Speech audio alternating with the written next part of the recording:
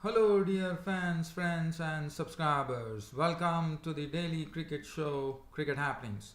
And on this particular cricket show, it is going to be the second day's play in the fourth test match between India and England, whereby it was England, as expected, as I said, they would have to reach a score of 400, and they definitely did so as they got to the 400 mark with Josh Butler providing some pyrotechnics for the English team and Ravichandran Ashwin.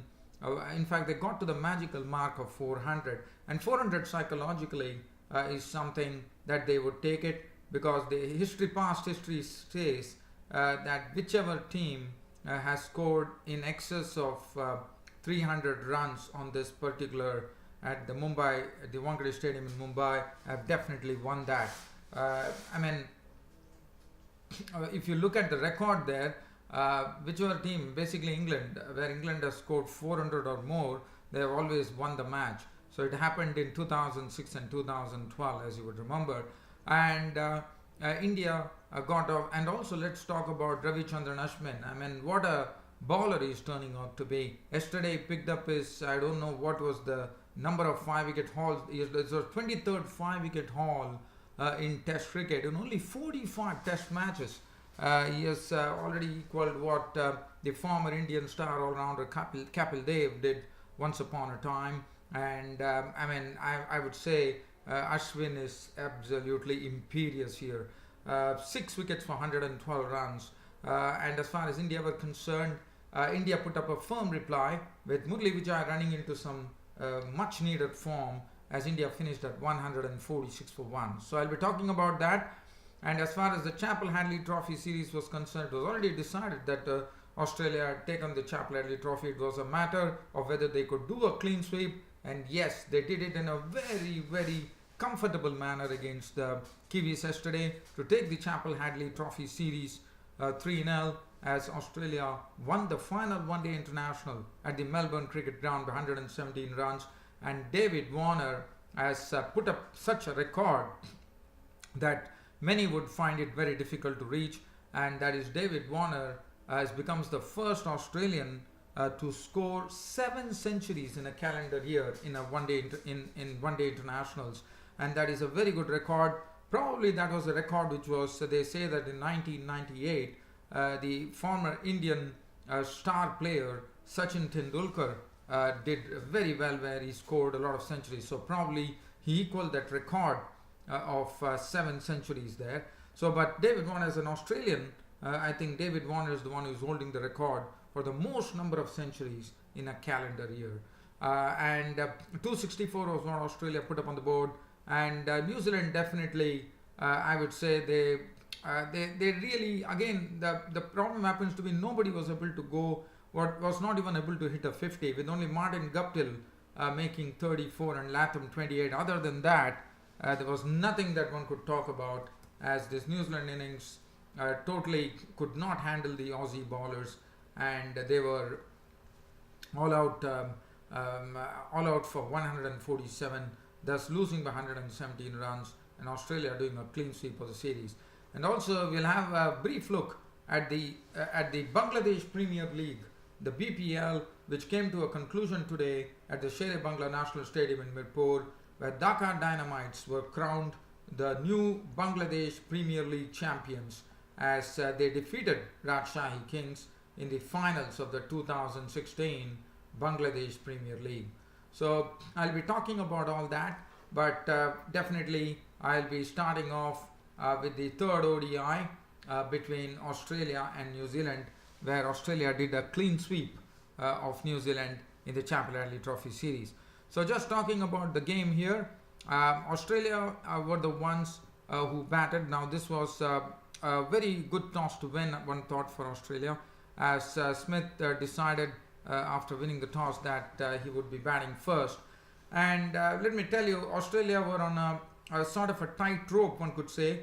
We saw some very good field placements. I mean, the New Zealand captain Kane Williamson had a peculiar field yesterday when the openers David Warner, especially when Finch was batting, he had a peculiar field where he had two short covers, and he also had two short mid wickets. So it was a very peculiar field, as the Channel 9 commentators pointed out. But look at what it did.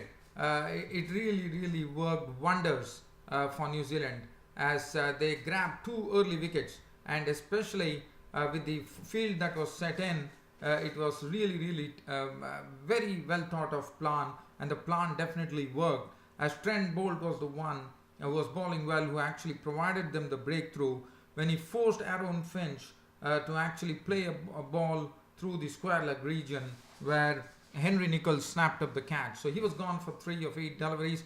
And Stephen Smith, that was a big wicket of the Australian captain, who is always in good nick, as you know. But Stephen Smith, normally, as you know, he is a very good player on the onside, and probably the New Zealanders preyed upon the strokes that Smith plays, where probably he was not keeping the ball on the ground. And Stephen Smith received one delivery from Trent Boult, who was coming round the wicket, which was slanted across him, and he actually tried to flick that delivery through his hips, and through his hips, basically, he actually he was not able to keep the ball on the ground, and once again the square leg came into business, and once again it was Henry Nicholls who picked up the catch, and the Australians, after winning the toss, were in real trouble at 11 for 2, with David Warner at the other end looking very confident while playing his strokes. He also hit some few boundaries, some power pack strokes coming from his bat, as Bailey came in. Bailey, with his peculiar stance, was looking a bit ungainly, one could say, but nevertheless it was working for him, but he definitely could not do much. But the other end was David Warner, who was keeping the runs coming for the Aussies with his very deft stroke play.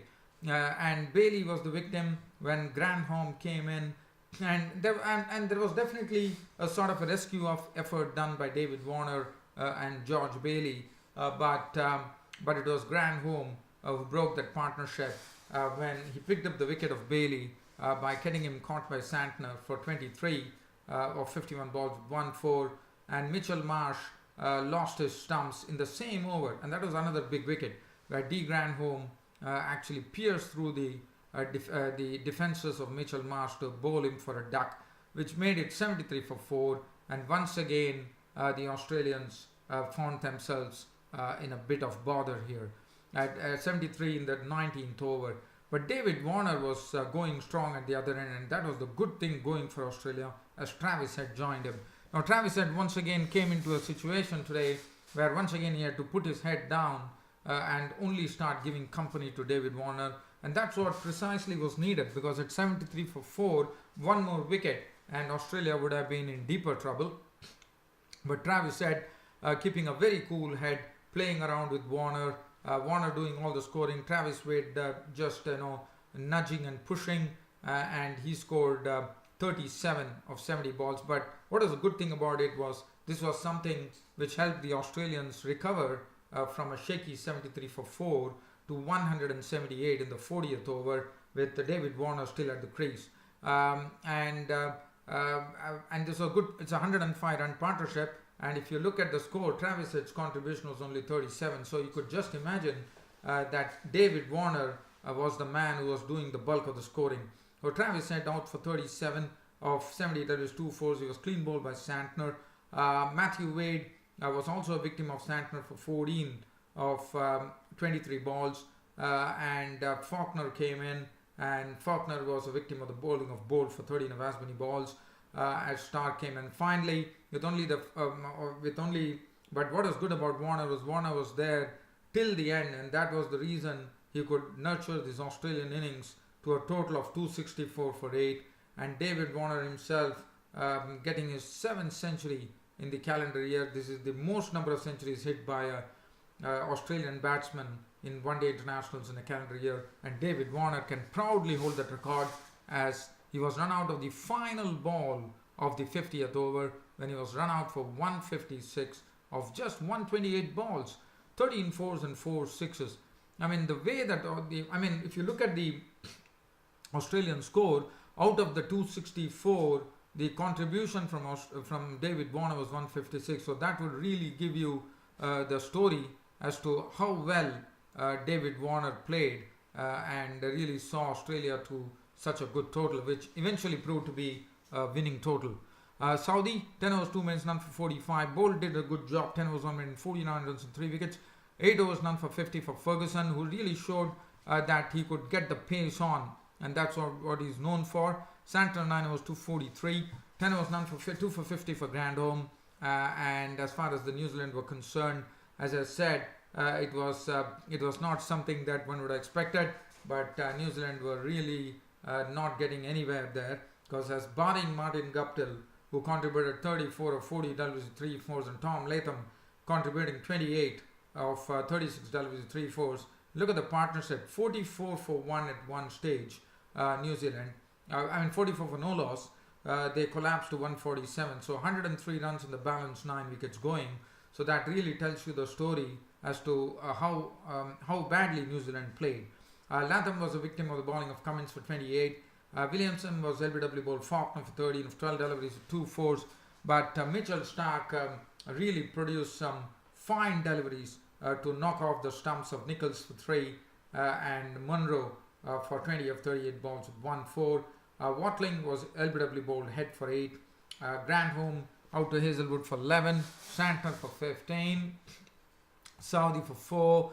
Ferguson was not out, and that's all. 140 is on mere formality, as the New Zealand innings never really got an answer, and from 44 for no loss they succumbed to 147 all out. Thus, not only Australia winning the Chappell Hadlee Trophy Series, but also doing a clean sweep on this Chappell Hadlee Trophy Series. And congratulations to the Aussies. And they would be very happy, because after getting a big drubbing against the South Africans, Australians would have given a lot of cheer for the Australian crowd there with this clean sweep of the Kiwis. And the bowling, Mitchell Starc was superb. 10 overs, 3 minutes, 3 for 34. Hazelwood, 7 overs, 1 minute, 1 for 22 on the money. Cummins, 5.1 overs, no maiden, 2 for 26. Also did a good job. Faulkner, 7 overs, 2 for 26. And Travis Head, 7 overs, no maiden, 37 runs and 2 wickets. And David Warner took away both the man of the match and the man of the series, and was richly deserving so. Well, so from now, let's head off to India here. And as far as the match between India and England were concerned, on the second day, we saw that it was Ben Stokes and Butler in the middle, and definitely they had to carry the innings forward. A lot of hopes rest on them, and they were doing that. But Ashwin was a man who was the bowler, who was a big worrisome factor for England.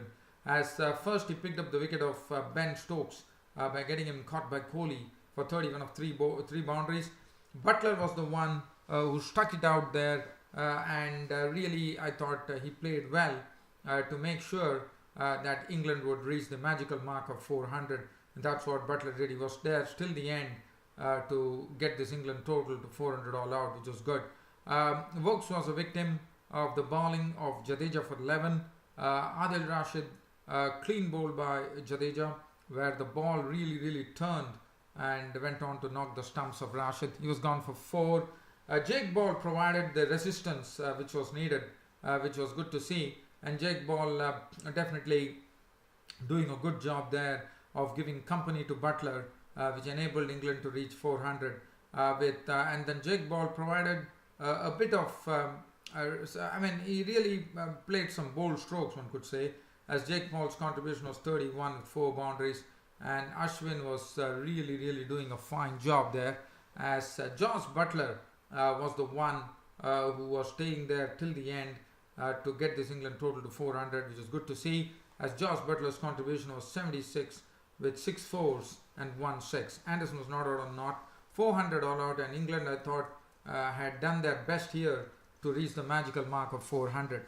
The bowling, Bhuvneshwar Kumar, 13 overs, no, and also said Ravichandran Ashwin now is going to become an icon as far as Indian cricket is concerned, because he in his 45th Test match he has 23 5-wicket hauls. So that would really tell you as to how well Ashwin has been bowling.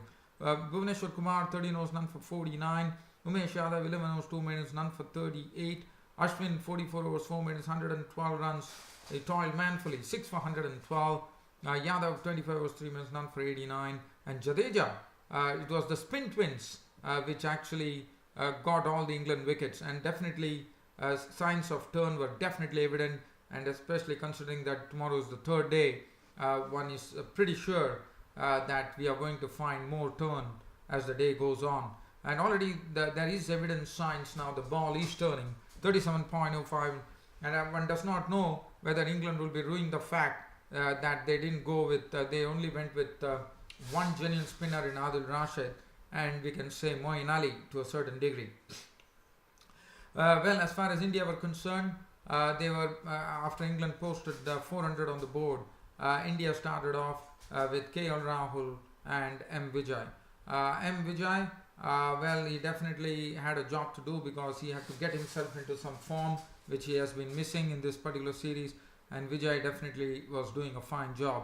And what was good about Vijay was playing a bit with an attacking intent, which was good to see. KL Rahul also, I mean, he failed the other test matches, in the previous test, as you know, but here KL Rahul's contribution, it was a 39-run partnership that happened between KL Rahul and Murli Vijay, and KL Rahul's contribution was 24 with 4 boundaries, as KL Rahul left the crease trying to drive Moeen Ali. Actually, there was a bat and pad gap, and the ball actually snaked through the gap and went on to hit the timber. So KL Rahul was gone bowled by Ali for 24 with 4 boundaries. Murli Vijay was there well entrenched at the crease when Pujara joined him, and Pujara, as you know, he has this, he has that very his own way of actually playing, and that is to really block the ball, and also he also played some good strokes as well. But Murli Vijay, it was good to see the way Murli Vijay Murli Vijay, when he hits the spinners, he hits it absolutely clean as a whistle. And Murli Vijay, whenever the spinners were actually tossing the ball up to him, he was accepting the bait and coming down the wicket and putting them for sixes. He had 2 sixes and 6 fours in an unbeaten knock of 70, and Pujara was now on 47 with 6 fours as India closed the day at 146 for 1. The job still not yet done. It's a real a long way to go. 254 runs India still trail, and as far as the bowling is concerned, 1 for 44 for Moeen Ali, and other than that, Anderson bowled a good line. It was none for 22. But Jake Ball could get only 4 overs. 4 overs 2 minutes, none for 4. Adil Rashid 13 overs 1 minute, none for 49. Ben Stokes 4 overs 2 minutes, none for 4. And I think we will have more of Ben Stokes and Jake Ball bowling on the third day, and it will be interesting to see as to how much the ball is going to turn on the third day. Now, as far as the other cricket news is concerned, just before I sign off here this night here on my Cricket Happening show, I would like to tell you the new champions of the BPL, the Bangladesh Premier League finals, which was today played between Dhaka Dynamites and Rajshahi Kings. It was Dhaka Dynamites who beat the Rajshahi Kings, or defeated the Rajshahi Kings by 56 runs to win the finals of the BPL 2016. And Dhaka Dynamites, this is the third time that they are champions in the Bangladesh Premier League. Congratulations to them. Dhaka Dynamites 159 for 9 of their 20 overs. Principal scorer Evan Lewis, the highest scorer with 45, 31 doubles with 8 fours, 36 coming from Kumar Sangakkara of 33 balls, 2 fours and 1 6. They were the principal scorers. And the wickets, Farhad Reza took 3 for 28. Other than that, Kesrick Williams, Mehdi Hassan Raza, Afif Hussain, Sami and Patel took 1 wicket each. Rajshahi Kings, well, there was a real collapse, one could say. They really collapsed. I mean, if you look at the Rajshahi Kings card, there were only three players who could actually get into double figures. One was Mominul Haq with 27 of 30 balls with 3 fours. Sabir Rahman run out for 26 of 22 balls with 2 fours. And Samit Patel making 17 of 12 balls. Other than that, everything represented a phone number, as the Rajshahi Kings, all the other players, even though they had Darren, Sammy, Franklin and such big players in the ranks, Rajshahi Kings succumbed to 103 all out, with Dhaka Dynamites winning the match and winning the 2016-17 Bangladesh Premier League. And the wickets were shared between Abu Jayed, 2 wickets, 2 wickets for Shakib Al Hasan, 2 for Sunzamul Aslam, Bravo 1 for 20, and Russell had 1 for 21. So that is as far as today's cricket happening show is concerned. I hope you all liked it. I would be coming back on this cricket show once again. That would be tomorrow on a Saturday. Till such time, this is your host Ram saying good night. Thank you.